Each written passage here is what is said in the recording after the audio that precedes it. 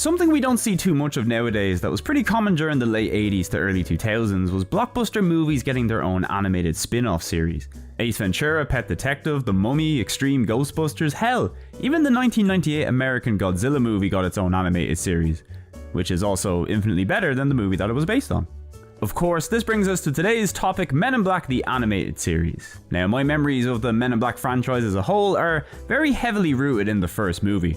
From there, I kinda just consider the rest of the movies as the one with Johnny Knoxville, the one with time travel, and the one I didn't even realise came out, which either says a lot about me or Sony's marketing team. They are definitely paid more than me, so let's just blame them.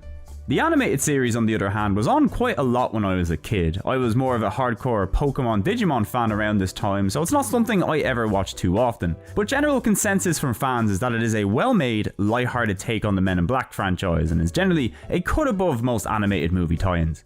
Having watched a few episodes myself recently, I'd be inclined to agree. Also, it has such a cool opening with some really fluid animation and a banging trip-hop theme.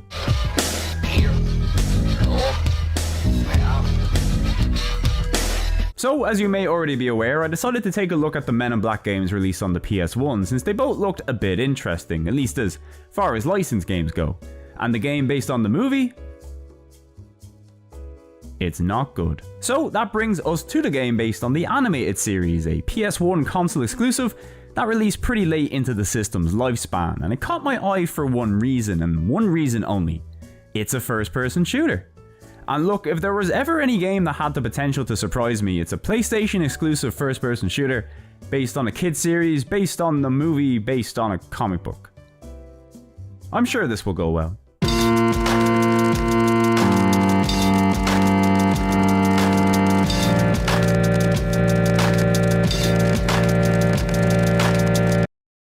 Men in Black the series Crashdown was released on the PlayStation in late 2001 and was developed by British studio Runecraft Games. Similarly to Gigawatt Studios, the developers of Men in Black the game, Runecraft also has a history of making Barbie video games, having worked on both Barbie Race and Ride and Barbie Super Sports on the PS1. They also developed a PC adventure game called Y2K. The game was released in December 1999 to capitalise on all the Y2K hype. As you can imagine, everybody quickly forgot about it a month later. Now look, I got nothing against Barbie video games, or the Millennium Bug for that matter, but the developer's track record up until this point doesn't instill much confidence going forward. Now, in my previous Men in Black video, I kind of just walked us through the game step by step rather than opt for a traditional review structure. And this was down to the fact that the game had 4 levels, and when I started writing about it, I thought to myself, maybe the best way to really get this game across to people is just let them see it from start to finish. Crashdown, on the other hand, will be a more traditional review because instead of 4 levels, this game has a grand total of 27 levels, if you include the training mission. Now, full disclosure, I really like early console FPS games. I don't think you can defend how awkward some of these are to play, especially nowadays, but it is easy to forget that there's some great shooters that have only ever been released on these early 3D era consoles. And it's always been interesting to see how devs over the years experimented with adapting the FPS genre to work comfortably with a limited number of buttons to varying degrees of success.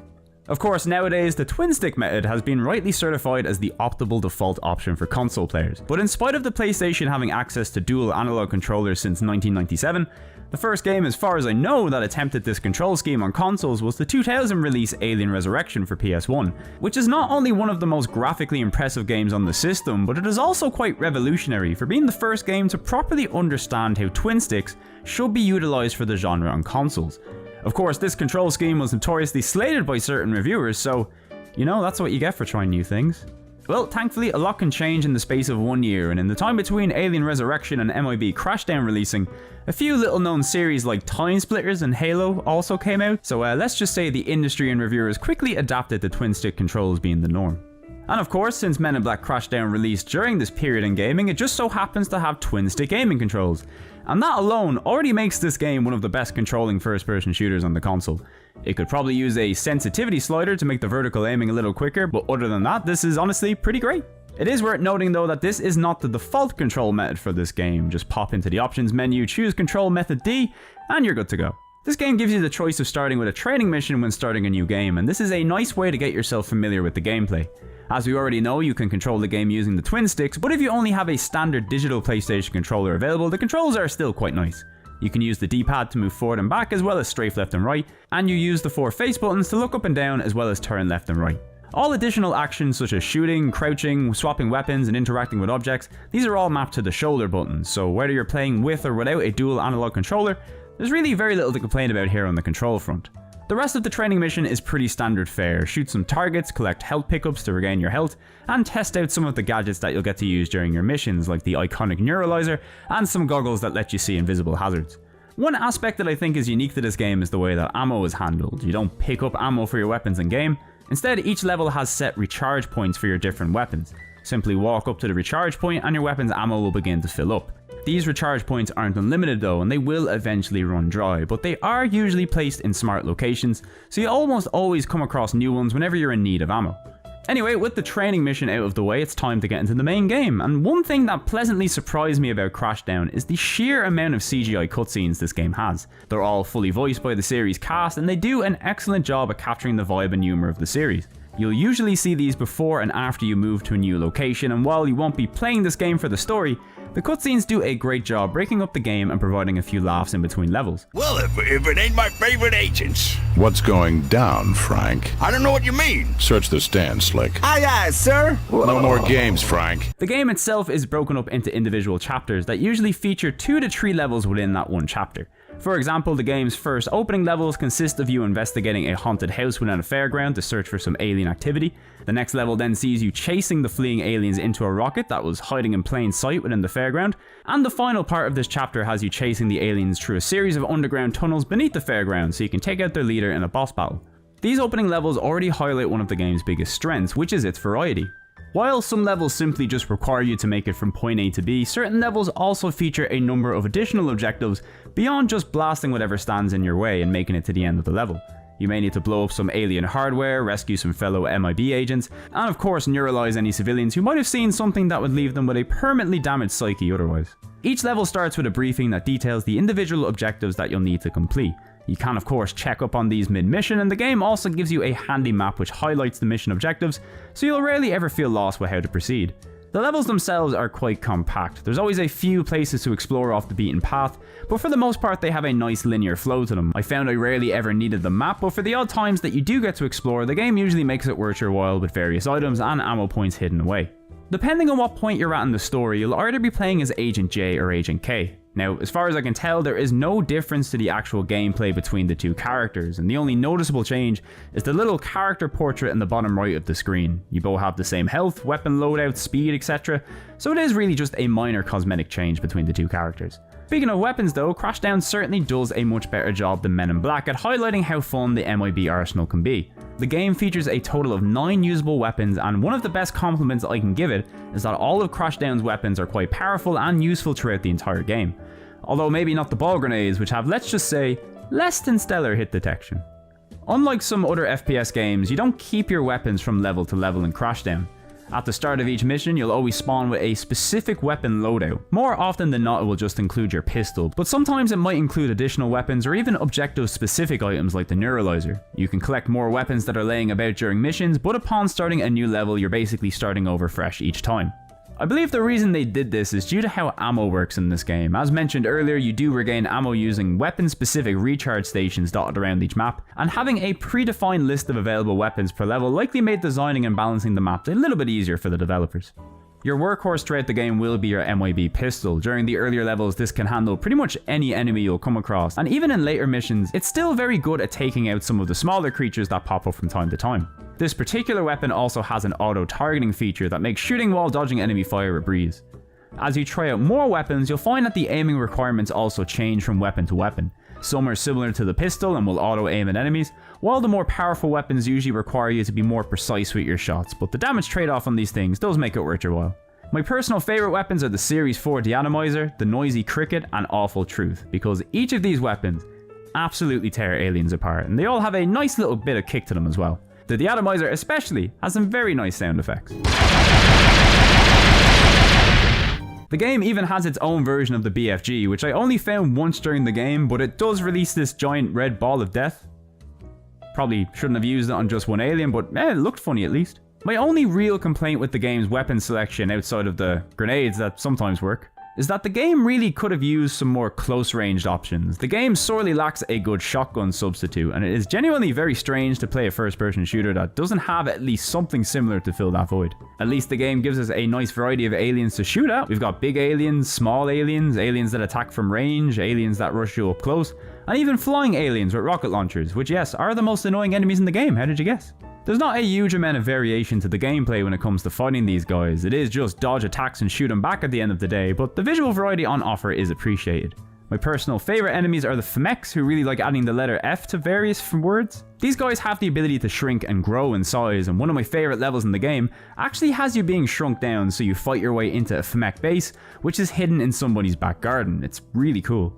And while it is very nice getting to visit a number of different locales and fight a variety of enemies, the visuals on the whole are really just passable in my opinion. As always, any of the locations that take place within alien architecture or strange environments tend to look the most impressive and memorable, and you do sometimes see some cool effects like the screen that mirrors your gameplay in the training area. But all of the standard human locations, the subways, the streets, the sewers, the hospital, etc., they generally look quite bland, and the levels also feature a good dose of warping as is tradition. Although I will give the game props, as it has practically no draw distance or fog issues whatsoever. You can always see well off into the distance, and it may be very blurry and hard to make out, but I mean, you can see it is there. Performance is another thing that usually plagues 3D console FPS games from this era, and thankfully Crashdown isn't too bad in this regard. The game targets 30 frames per second, and more often than not it will manage to maintain that. You will of course see the odd drops from time to time, but the only point where the game really begins to struggle is when you have a number of enemies on screen, and you will notice this right away as the game really begins to tank. The game's FOV is also a bit narrow and up close for my liking, but I think that probably ties in with the game's performance, so it's worth living with it if it keeps the game running smoothly. On the sound front, I think the game does a pretty good job overall. The music for the most part is pretty forgetful unfortunately. Most of the time you'll just not even notice it's there during missions, but the game does have some catchy tracks from time to time. The main menu music in particular is pretty great.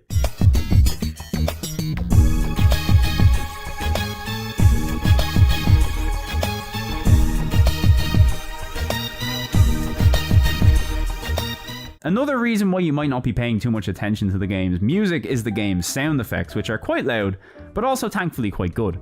As mentioned, the gun noises have a nice punch to them, and the aliens make some suitably fun noises as well.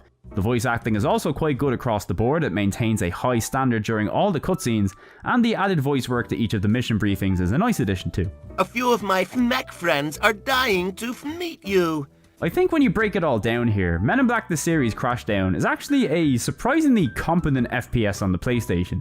It doesn't necessarily excel at any one particular thing, but for the most part, nearly everything that it tries, it ends up doing pretty well.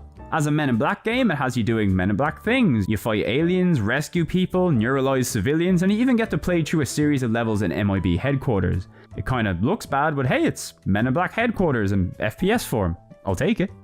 And as a console FPS, it controls well, has a fun arsenal of weapons, and varied objectives from level to level.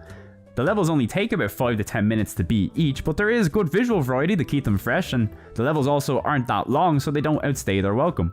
Plus the game has nearly 30 of them, so it's a good game to play in bite-sized chunks, while still giving you roughly 3 hours of playtime when all is said and done. I was a little worried because the first half of this game is pretty light on difficulty, but the challenge ramps up significantly towards the latter half of the game, one of the MIB headquarter levels especially reaching bullshit levels of difficulty, but on the whole the game was a nice challenge in the end.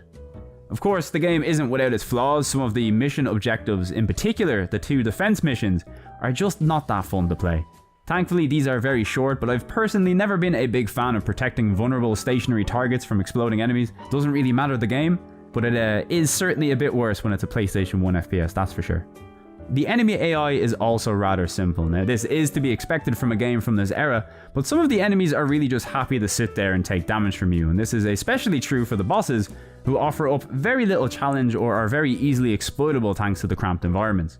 The last boss in this game, by the way, is kind of interesting. The game's final set of levels ends with you in the White House trying to rescue the president from an alien attack, which, let's be fair, is a great way to finish up a Men in Black game. After beating this big alien who offered little to no challenge, I thought the game was just going to end. But it didn't. I wandered around for a bit until I went back to refill my ammo. Upon re-entering the same room I was just in previously, it has now transformed into some sort of hellscape where you fight the actual boss. It's a fun fight, nothing too special, but I thought the seamless transition from area to area was really cool and it genuinely caught me off guard. It was pretty fun. At the end of the day, even with its problems, Men in Black Crashdown is a genuinely fun game. It's not going to set the world on fire, but it's clear that this was a game that was made with effort and a genuine appreciation for the source material. The sheer number of cutscenes, the cool MIB database that gives you info on all the game's characters, enemies and weapons, even the fun little cheat orbs that you can find that give you passwords to unlock new game modifiers. The devs didn't half-ass this one and they managed to make an enjoyable kid-friendly first-person shooter for the PS1, which in fairness is no easy feat. I think if you keep your expectations in check and know what you're getting into, this is absolutely a game worth trying. While it won't match up to the likes of Medal of Honor or Disruptor in terms of quality gameplay, what's here will satisfy fans of older console FPS games. Hell, the fact that it features a modern control scheme alone makes it one of the best playing first-person shooter games of that console era. So at least you don't have to worry about something like N64 controls if you're trying this out for the first time. So yeah, Crashdown might actually be one of the best Men in Black games, if not the very best. I know that's not a very high bar, but even if Crashdown is far from the best FPS on the platform, it is light years apart in quality from Men in Black the game, and thankfully means the PlayStation has at least one good Men in Black representative on the hardware. So there you go, that's the results of trying 2 licensed PS1 games based on fancy screenshots. The results range from pleasantly surprised to needing a long walk so you can question your life choices. All in all, a good way to spend my time, I'm sure you'll agree. Well, there's no doubt we'll come across some more interesting licensed games in the future, but for now I think it's time to go back to letting a wheel decide what game I have to play. Just how it should be. Thanks for watching, love you all.